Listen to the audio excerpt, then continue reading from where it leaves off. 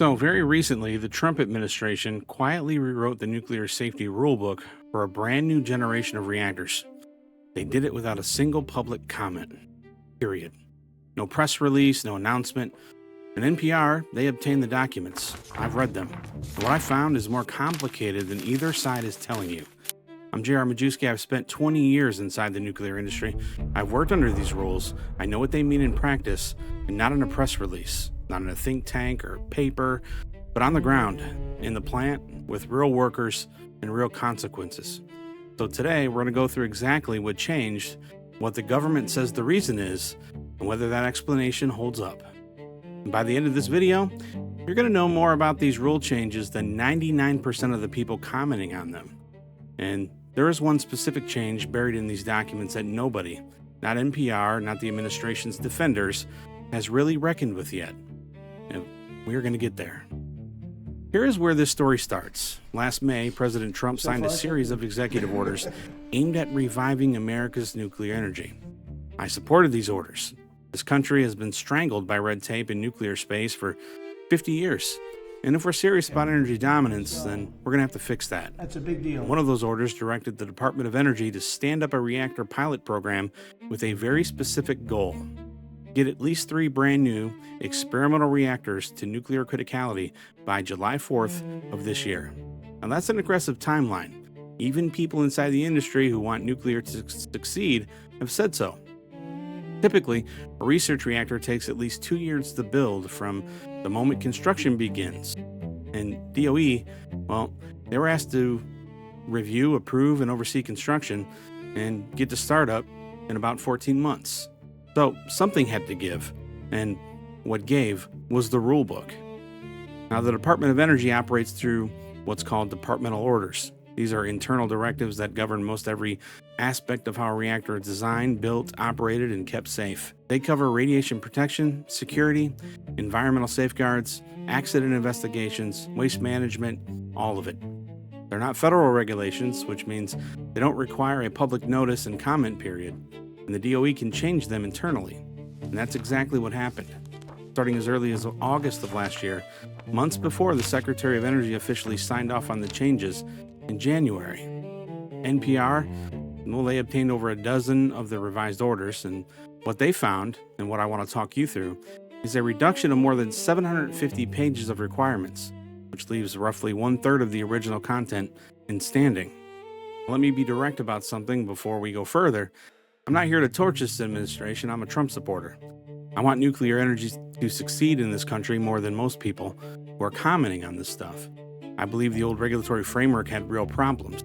ALARA, which is at the center of this controversy, was sometimes applied in ways that made no economic sense and no practical sense. And I've seen that firsthand. So when I tell you that some of what I've read in these revised orders concerns me, I need you to understand that it's not coming from someone who wants to slow nuclear down. It's coming from someone who has spent over 2 decades making sure these plants run right. But let's talk about what actually changed. The first and biggest removal is ALARA.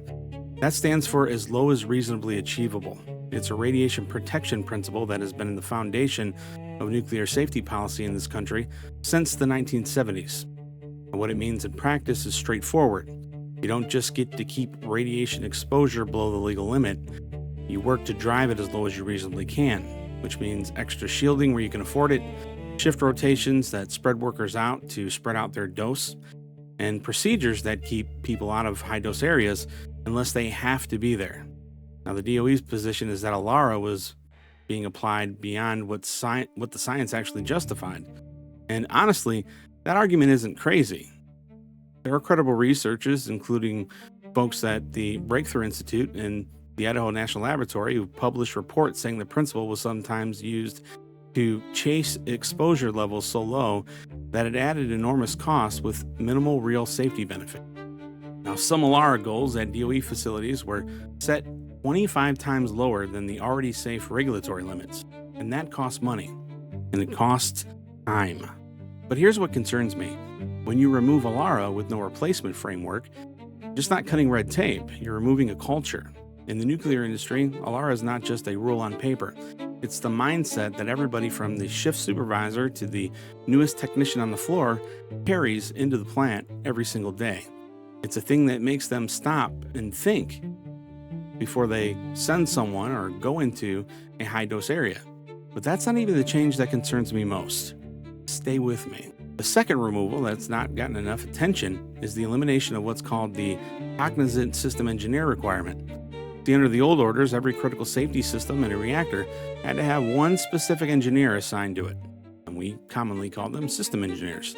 And that person's job was to understand the system completely. It means every component, every failure mode, every interaction with other systems, and if something went wrong with that system, well, we knew exactly who would own it, and who understood it, who was accountable for it.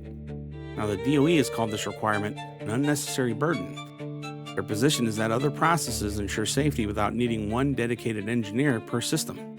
Now, what do you think about that and what it means in practice? Now, we're talking about experimental reactors here, brand new designs, technologies that have never been operated commercially, even at a small scale.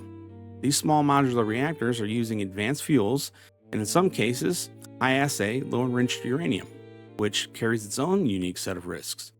Now, these plants are not proven within 50 years of operational data behind them, like we have now.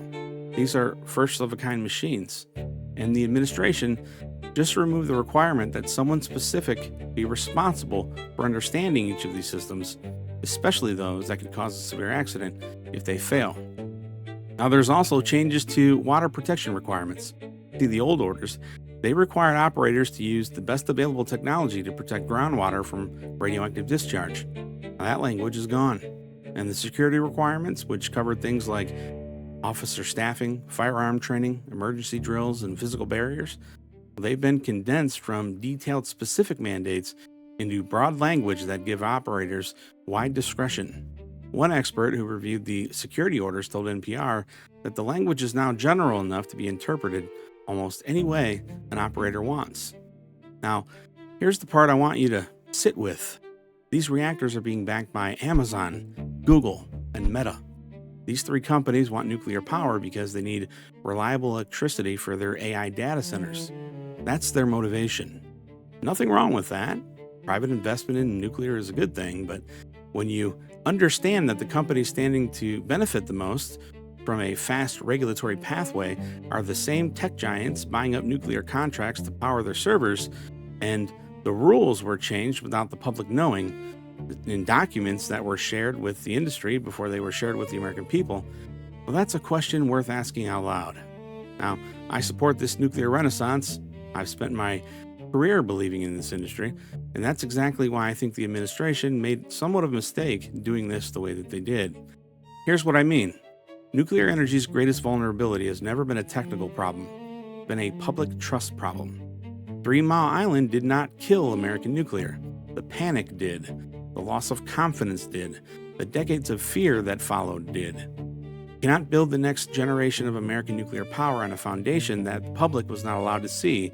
If one of those experimental reactors has an incident, even a minor one, and the public finds out that the safety rules were rewritten in a secret before it was even built, well, that's not just a problem for that reactor.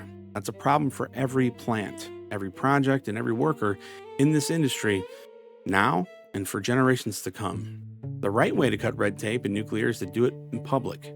Make the argument, show your work, let the engineers and the health physicists and even the skeptics engage with what you're changing and why. The ALARA argument actually has merit, but make that merit open. The Cognizant System Engineer and the System Engineer theory and the argument that might have merit too, but make it open, because the legitimacy of the process is not separate from the safety of the outcome. In this industry, they're the same thing. If you want to subscribe to this channel, right now is a good time to do it. We're going to keep doing exactly this, taking stories that the left spins one way and the right ignores, and cutting straight through both of them with the experience to actually know what we're talking about. I want to close this out where it matters most. The people, the workers, the men and women who are going to walk into these new reactors, if and when they get built, and do the actual work. They are the ones who have to face the dose exposure, and depend on whether ALARA is a real cultural standard or just a phrase in a document.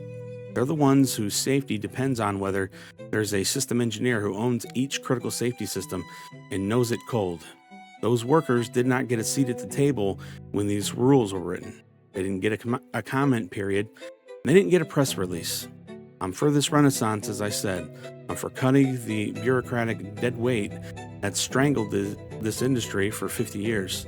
And I'm for doing it the right way, in the open, with accountability, in a manner that the workers and the communities near these plants can trust. Now, this isn't a left position or a right position. It's the correct position, the position of someone who has actually been in the room.